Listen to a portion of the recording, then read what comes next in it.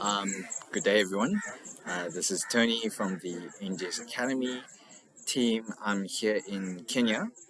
This is our third year in Kenya now at the Kimri Wellcome Trust and Kalifi.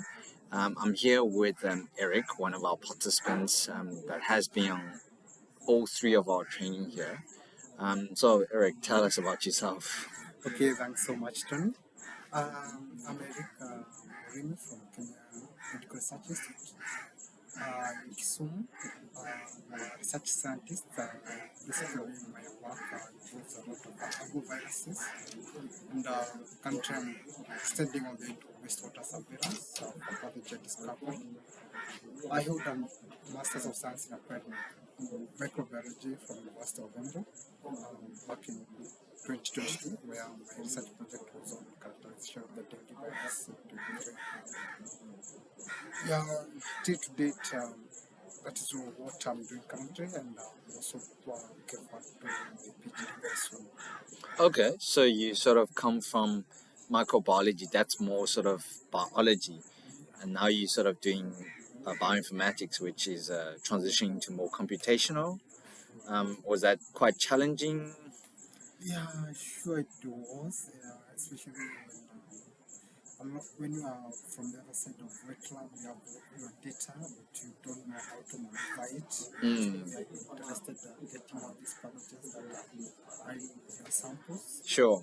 Yeah, so finally we're trying to get these command or these programs that can be able to help you, especially from online programs, in order to assemble your data, to present it. Okay, so I mean, we have the course now. This is a third year.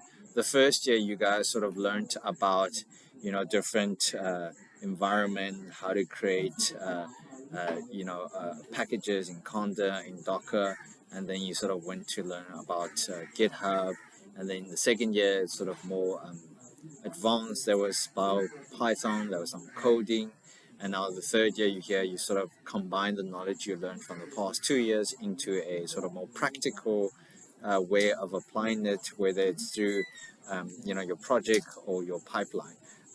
Was the courses structured well? Was it useful? Was it something that you sort of gained from the course that you can sort of take home and use? Yeah, well, since our first year, going to our second year, we were more advanced level. So we started at that bit introduction, basic knowledge Yeah. of informatics. Where we learned about how to develop workflows. Yes. Then our second was more advanced on the Python. We went much deeper on the looking at more of libraries.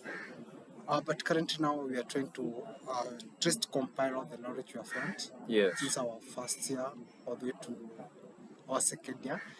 So basically all this is our kind of how can we manage our workflows, how can we approach our data when you have all this knowledge. Yes. You have been set up, how can you be able, you have all these tools, how can you be able to make them more easier for you to use or more to execute? Yeah, so as a bioinformatician, there's many ways that you actually implement your workflow. There's different tools like Conda, like SnakeMake, Nextflow. Then obviously for you, if you're sequencing a specific pathogen, you want to optimize your workflow for that purposes. And then, in terms of you saying that you're going to be pursuing your PhD, would that also be in science or bioinformatics? Yeah, possibility to be kind of more of bioinformatics. Okay. So like now I have much more background of the biological on the other side of molecular biology. Molecular So biology. maneuvering on the other side, using now the data. Yes. I know the data what might be in there. So coming up with tools that can be able to get all the way to the end and find a useful result or useful data. Yeah, looks more important. And especially on one of my main objectives was to be about more of modeling. So using these particular tools, once I get all this data, be able to model. That is one of the kind of main objective afterwards I be able to develop. Right. So once the wet lab people have collected sample, you take it into the workflow, Yeah. and then once you get the data, you do the visualization, come up with the phylogenetics, whether it's a trio analysis, and then you want to take that data and be able to make informed policy decision, whether it's from a healthcare perspective, whether from a modeling, saying like we have sample from this region versus that region, we can see the mutation or the cross contamination. Is that correct? Yeah, yeah, sure. Yeah, yeah, yeah, that should be one of the main aim. Yeah, coming on the data you want to kind of you can possibly kind of postulating the future or interpreting on the future depending on Oh, the okay. pathogen. So you sort of build models to predict how the spread's gonna be, where it's gonna be. Yeah, the way these pathogens are evolving day by day, how they are Oh, creating okay. mutations, I see. that can be a lot. Right. And then in terms of you being in the lab or in the institution for quite a long time now, you have seen firsthand how deadly or how badly the COVID pandemic has affected, a lot of the African countries. I don't know how Kenya as a whole was able to, fill the healthcare gaps or the lack of resources, compared to America or Europe. Do you see a lot of that challenges? Was there a lot of infrastructure needs? Has that improved since? Yeah, for sure we experience a lot of challenges. Okay. Yeah, like our lab is just a small setup. We come into very few pathogens selection. Screening, just the normal PCR screening, we had one PCR, 10 PCR for screening. Okay. Yeah, one, let's say you always buy one sequencing kit. Oh, We have covered 3 months samples. And now COVID came, we did not have all these resources. yes. It was more challenging. Yeah, and the government is looking up upon us. Many people are looking for us upon us to give them solution what is happening. Yeah. Yeah, it was more challenging to bring it to lobby for resources. Yeah, please help us with this kind of resources. Yeah, until now, like the lab improved a lot since we are able to get the equipment for screening, also Yes. for sequencing as a kit, and also could get a lot of much of the data. This enabled us to be more curious and to make more effort to run better analysis. Right. So now you have more of an infrastructure to allow you to start sequencing more data, but now you also need sort of people to analyze that data. Yeah, sure. Another challenge at the end now. We need another powerful storage equipment Okay. for each PC that can be able to accumulate that huge data set and also download it in a more efficient way, give the data in a more reliable. I see. And I mean, we in Kalifi, which is quite far from Mombasa, there was a lot of power shortages, or power just gets cut off and comes back. Do you find that generally across all Kenya countries, or? Yeah, generally to cut across, you can meet like now if there's a power shortage in Cliff, Okay.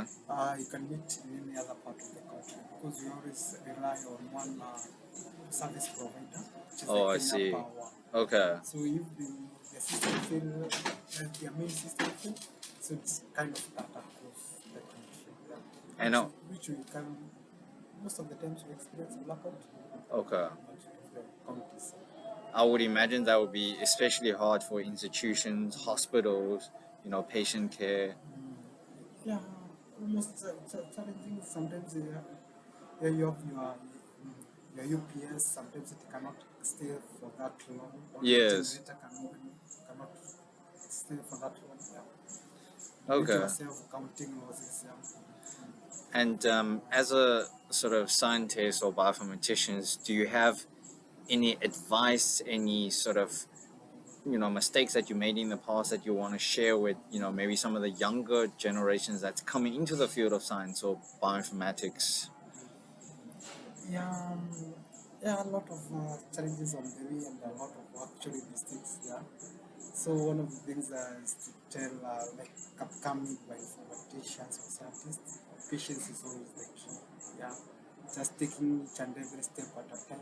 Yeah, don't be in a hurry. You know, sometimes it could get discouraging. Yes. Getting a lot of troubleshooting on the lights. That is the way today we are sending the work, we go on the other end, we're trying to implement a workflow, still a lot of errors, yeah. A lot of patience is always needed. Yeah. I see. So as we sort of come towards the end of this, I want to really ask you, as a someone who's working in the field of bioinformatics, and this is a relatively new field, is there a lot of supporting structure, or do you think more can be done to have more mentors to actually be in this field, to pass on knowledge, to guide the younger generations? Yeah, yeah, you find out that most of the institutions they don't have that infrastructure, especially on the other part of the informatics. Okay. Yes, the principal investigators are there waiting for the results, but they don't know what young investigators are past, and they are just going through. Okay. Yeah, so we need a lot of mentorship in order Yes. to become more and more skilled in this area of informatics. Mentorship, workshops. Yeah. Okay. So be able to sort of have more trainings like this to foster collaboration, to give you and other young scientists the opportunity to learn, gain different perspective, and also just to upskill yourself. Yeah, yeah, sure, yeah. Getting a lot of these trainings, a lot of mentorship, yeah, workshops, and a lot of collaborations in this area of informatics. Yeah, will help nurture these other scientists. Okay. No, I think that's very insightful. It's I thank you very much for your time and for sharing this. Okay, thank you so much. Thanks, Eric.